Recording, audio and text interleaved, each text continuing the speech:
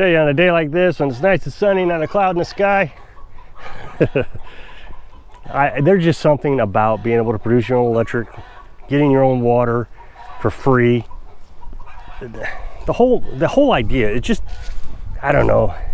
It's like getting a new car every day. That's kind of how it feels like. It's just something to be proud of, and it's just neat. So I thought I'd come down here and talk about something that I found out today that I've known about for a long time, but I can't seem to convince a lot of people on my channel. It's hitting Congress now. So as you know, I have this shed that is kind of like my power station. So I'll just go through this real quick. I've explained this a lot. No reason to go into great detail. But my solar panels, I've got 12 of them, 100 watts each. They're called Rich Solar. And those solar panels come into charge controllers. We've got 2 charge controllers, so 6 going to one, 6 going to the other. And charge controllers work similarly to a battery charger for your car, except taking DC electric from the solar panels and doing stuff with it to charge your batteries, versus taking AC electric, doing stuff with it, and charging your batteries. So the solar panels go into the charge controller goes into the batteries, and the batteries get charged up. After they're charged, then the charge controller just monitors your system.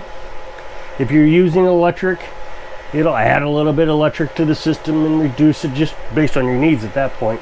So then the batteries puts electric into the inverters. And the inverters change DC electric, car battery electric, into AC electric, so I can use it for the freezer and the well pump. And you might be able to see here that I've got 2 of them. I've got a small one. This is a 1,000 watt inverter, and that one runs all the time. Or at least I'm in here tearing everything up now. I'll never find where that goes. So that one runs the house and the freezer, everything. But then I have the bigger one that I only run for bigger items, like the well pump or an air conditioner or the stuff in the RV. The reason I have 2 of them instead of just one big one is the big one uses 2 amps an hour, whether you're using it or not. If everything's unplugged from it and it's just on, it uses 2 amps. Whereas the little one only uses 1 amp. So it saves on electric a little bit. I have, I think, 8 lead acid batteries. These are RV marine batteries. It's the biggest one you can buy at Walmart. Now I've had these for 4 years already, and yeah, not all of them, but a few of them I've had for 4 years. I think it's been 4 years. I think we're well past 4 years now. So anyway, regardless, and they're still going strong, no problems with them. I maintain them, you fill them up with water. These about $100, $110, $115 a piece at Walmart. And the way I did it was I started out with 2, and then I just kept building up from there. And I have everything we need now. I really don't have any issues anymore. The lead acid batteries, you can find these in your RVs. It's just like I said, it's an RV marine battery. I remember the first time I ever saw one of these huge batteries was for a trolley motor, or trolling motor, whatever you want to call those, on a bass boat. I was probably, 14 years old, 15 years old, and we had this little trolling motor, me and the guys, at this lake that we went to, and we ran that battery dead. Now I don't run these dead. I never allow them to get below 12.3 in the summertime. I say the summertime because in the wintertime I think the measurements are off. Somebody's going to tell me I'm wrong. That's fine, you can tell me I'm wrong all you want. But in the wintertime, it just seems like it's different. Cold weather affects all batteries. Lithium-ion batteries, car batteries, doesn't matter. If it's cold, it's not going to work. And if you don't believe me, take your cell phone out when it's 10 degrees outside and see how long your phone lasts. The battery on my camera does not last hardly at all in the cold. So in the wintertime, this will get down to 12.0, 11.9. Now that's supposed to be pretty catastrophic for lead acid batteries to get them that low. But I've never had a problem. Like I said, they're 4 years old. and it's just unavoidable. Nothing I do seems to fix it. Add more batteries doesn't fix it. Nothing fixes it. But in the summertime, when I run it overnight, it doesn't even get down to 12.4 volts. So you're not supposed to go below 12.3. So I'm sure it has something to do with the cold weather.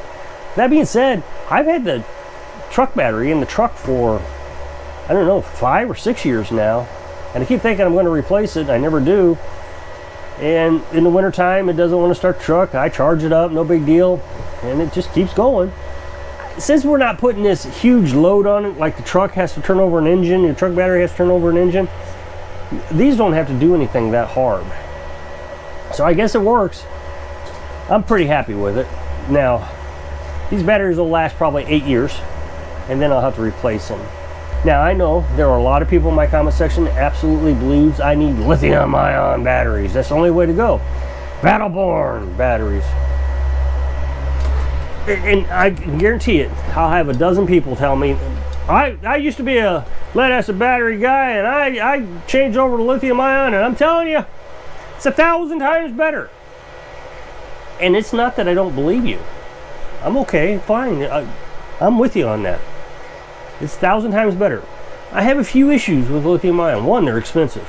They are more expensive than lead acid batteries. People will say they're not, but when you do the math and you break it down, and I've done the math on here before, you know, they'll say, oh, that's not really a 100 amp hour battery, because this is what this is, a 100 amp hour battery.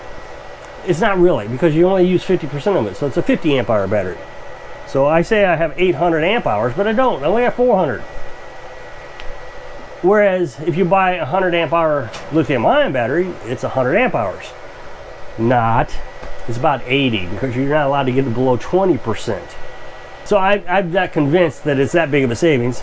So you take that 20%, and also the lead acid battery, even though I got to replace it sooner, it still comes out cheaper. And even though I got to buy 2 to get 100 amp hours, it still comes out cheaper. Every time I look at it, I punch up the math, it's cheaper. But that's not the only reasons that I'm looking at this. In the wintertime, you cannot charge a lithium-ion battery below freezing. Now people will say, well, you can buy heaters for them, and you can do this and you do that and all this other stuff, but it takes electricity. These don't. These just sit here. They just sit here. I don't have to do anything to them. So I'm not convinced that I want to go through all that effort to try to figure out how to warm my batteries. I mean, one person said, why don't you just put a wood stove out here in the shed? Okay, now I'm using wood. I don't understand that. If I was buying wood, then that wouldn't be an option. Oh, you got to pay for... No, none of it makes sense. Now, I put them down here in the shed because, one, you can hear the noise. I don't want that noise in the house. We had that in our truck camper for so long, it just drove me nuts. But two, if they do catch on fire, I'm only catching this place on fire and not the house. Or vice versa. House catches on fire, I still have these. So, it's kind of a little bit of protection on my part. Also, this is where the sun is. Down here, up at the house, there's no sun. So, the solar panels, with the wiring and everything, it's better to have them closer to the batteries. But that is not the only reason, and probably isn't even the major reason why I don't want lithium-ion batteries. I've said many times in the past that lithium-ion batteries are just extremely dangerous. When they catch on fire, they don't want to go out. Well, nobody ever believes me. Oh yeah, it's a bad thing, you know, you don't want them catching on fire. When these catch on fire, they just kind of melt. They don't do anything. I mean, you got some acid laying around, but I mean, who cares? You can throw this in the fire, it will not do anything. But with a lithium-ion battery, they're very flammable and hard to extinguish. So years ago, when I was studying all this, I ran into this article on on EV batteries, lithium-ion batteries. The fire department had put out this car fire. I guess they had to use foam or powder or something, I don't really know what it was. So the tow truck came out to pick up the car, and as they were driving around down the road, it caught back on fire because the foam or the powder or whatever they put on it blew off during transportation. So now not only did they have the electric car on fire again, they had the tow truck on fire. And the firemen were saying these things are just extremely dangerous. It's going to be bad when we get a bunch of them on the road. So today I was watching a news program on YouTube, and apparently they've been holding hearings at Congress about EVs, electric vehicles, and the dangers of lithium-ion batteries. So they had all these firemen. I think San Bernardino Fire Department was there, and that's the one I heard talking about it. And he says the country is not ready for EVs. It takes 8,000 gallons of water to put out a car fire with the lithium-ion battery in it. 8,000 gallons. Well, think about that. I live in a little hick town with a fire department that has like 2 fire trucks. These things catch on fire. If I had lithium-ion batteries, I bet the fire department wouldn't even know what to do with that. I mean, it's a little, I'm sure a volunteer fire department, I don't know. But they wouldn't know how to put this out. I used to, when I was a kid, be on a junior fire department. It was the fire department, it was a volunteer fire department, and I was a junior fireman, and we just went and ran and got tools and different things. It was kind of fun job to have. They wouldn't have known how to deal with this. That's an extensive fire. 8,000 gallons. I remember the local sporting goods store caught on fire, and they had every little hick town fire department over there trying to put that place out. So if one fire department can't handle a building in its district, how are they going to handle a fire from a car that won't go out? Well, to make matters worse is if they catch on fire in the house, there's no putting them out. Your house is gone, shed's gone, the neighborhood's gone. So to make matters worse is these things, the lithium-ion batteries, are very flammable and catches on fire if salt water spills onto them. So if you live in a hurricane area, which if you think about it, a lot of people who want to have backup power supplies is because of hurricanes. So they're going out and buying lithium-ion batteries. A hurricane comes through, storm surge throws water up into your batteries, and now you got this fire in your house or in your shed or in your garage during a hurricane or after a hurricane, where the fire department can't even come out and put it out. Well, that's all right, just use salt water to put out. And now you see, so I just don't see the advantages to having them. I think they're dangerous. I think they're more work than they're worth. I don't want them. Now that being said, if you want them, great, you should go out and get them. I know that I've had this little cell phone, lithium-ion battery in it, for just over, I don't know, maybe 2 or 3 years. And I've already replaced the battery in that twice. The little lanterns and headlamps now that I got, we've got several lanterns. I think I bought 3 in the last 4 years. And all those batteries have went out.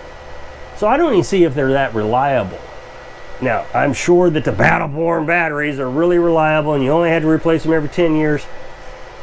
But I just don't want the dangers of them. So those are the reasons why I have lead-acid battery. You can call me an old dummy, an old hick, or old whatever. I know they work. And I'm quite satisfied with them. And I can still get 2 more batteries in here if I needed to. I don't even maintain them the way I should. I really don't. I mean, I come out here, I put water in them about once a month. But you can see that I probably should start cleaning them. They got a little bit of, you know, the acid spews out when they charge and discharge. And so they start to corrode the copper. So I don't take care of them as perfectly as I should. But they just keep going. Like the Energizer Bunny, which isn't lithium-ion, by the way. So if you'll click this up next box, it'll take you to a video where I was talking about our rooster. So if I can inspire you to make up your own mind when you live in your dreams. Thanks for watching.